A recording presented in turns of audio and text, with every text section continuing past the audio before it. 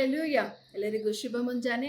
ಈ ದಿನ ದೇವರು ಕೊಟ್ಟಂತಹ ದಿನವಾಗಿದೆ. ಈ ದಿನವು ನಿಮ್ಮೆಲ್ಲರ ಜೀವಿತದಲ್ಲಿ ಆಶೀರ್ವಾದವಾಗಿ ಇರಲಿ ಎಂಬುದಾಗಿ ಈ ದಿನದ ದೇವರ ವಾಕ್ಯವನ್ನ ಹಂಚಿಕೊಳ್ತಿದ್ದೇನೆ. ಜ್ಞಾನೋಕ್ತಿಗಳು 2ನೇ ಅಧ್ಯಾಯದ 6ನೇ ವಾಕ್ಯ.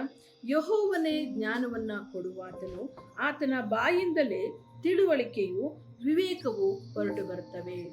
ಹೌದು ಪ್ರಿಯರೇ, ಈ ದಿನದಲ್ಲಿ ನೀವೇನೆಲ್ಲ ಮಾಡಬೇಕೆಂದು ಅಂದುಕೊಂಡಿದ್ದೀರೋ ಆ ಎಲ್ಲ ಕಾರ್ಯಗಳನ್ನ ಮಾಡಲಿಕ್ಕೆ ನಮಗೆ ಬಲವೂ ಬೇಕು. ಅದಕ್ಕೆ ಹೆಚ್ಚಾಗಿ ದೇವರ ಜ್ಞಾನವು ಬೇಕಾಗಿರ್ತದೆ ಪ್ರಿಯರೇ.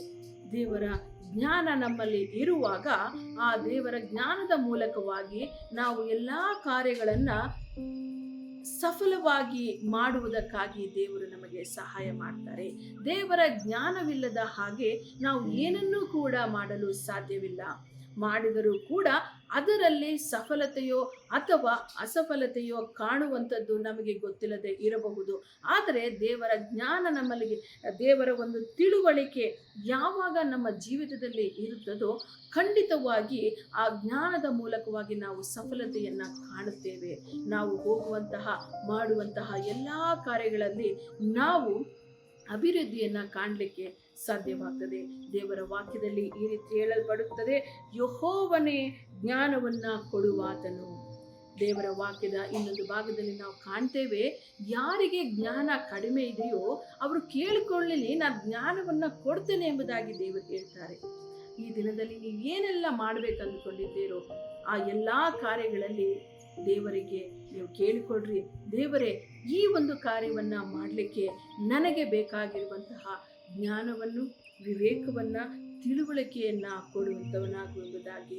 ಆಗ ದೇವರ ಜ್ಞಾನದ ಮೂಲಕವಾಗಿ ನೀವು ಎಲ್ಲ ಕಾರ್ಯಗಳಲ್ಲಿ ಅಭಿವೃದ್ಧಿಯನ್ನ ಹೊಂದಬಹುದು.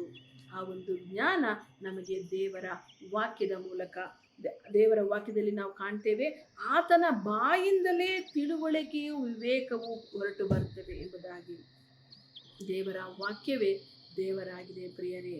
ಆದ್ದರಿಂದ ದೇವರ ವಾಕ್ಯವನ್ನ ನಾವು ಕೇಳುವಾಗ, ಓದುವಾಗ ದೇವರ ಮೂಲಕವಾಗಿ ನಮಗೆ ಆತನ ಬಾಯಿಂದ ನಮಗೆ ತಿಳುವಳಿಕೆಯು ವಿವೇಕವು ಉಂಟಾಗ್ತದೆ.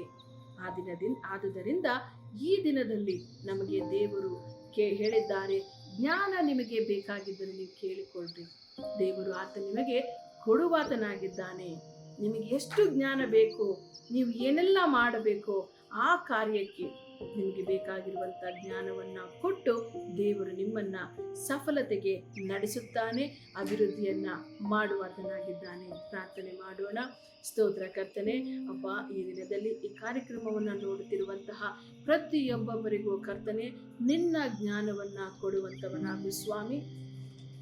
ನಿಮ್ಮ ವಾಕ್ಯದಲ್ಲಿ ನೀವು ವಾಗ್ದಾನವಾಗಿ ಹೇಳಿದ್ದೀರಿ, ಯಾರಿಗೆಲ್ಲ ಜ್ಞಾನ ಬೇಕಾಗಿದೆಯೋ ನೀವು ಕೇಳಿಕೊಳ್ಳ್ರಿ, ನಾನು ಕೊಡ್ತೇನೆ ಎಂಬುದಾಗಿ.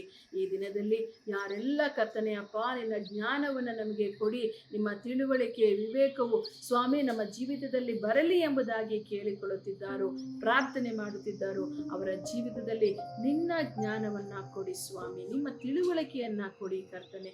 ನಿಮ್ಮ ವಿವೇಕದಿಂದ ಅವರು ಕರ್ತನೆ ತಮ್ಮ ಜೀವಿತವನ್ನ ನಡೆಸುವಂತೆ ಆಶೀರ್ವದಿಸಿ ಸ್ವಾಮಿ. ಇದರ ಮೂಲಕವಾಗಿ ಅವರು ಆಶೀರ್ವದಿಸಿ, ಅವರ ಕುಟುಂಬವನ್ನು ಆಶೀರ್ವದಿಸಿ ಕರ್ತನೆ ಅಭಿವೃದ್ಧಿಯೆಡೆಗೆ ನಡೆಯುವಂತೆ ಪ್ರತಿಯೊಬ್ಬೊಬ್ಬರನ್ನ ಆಶೀರ್ವದಿಸಬೇಕಾಗಿ ಯೇಸು ಕ್ರಿಸ್ತನ ನಾಮದಲ್ಲಿ ಪ್ರಾರ್ಥಿಸಿ ಬೇಡಿಕೊಂಡಿದ್ದೇನೆ ಕರ್ತನೆ, ಆಮೆನ್.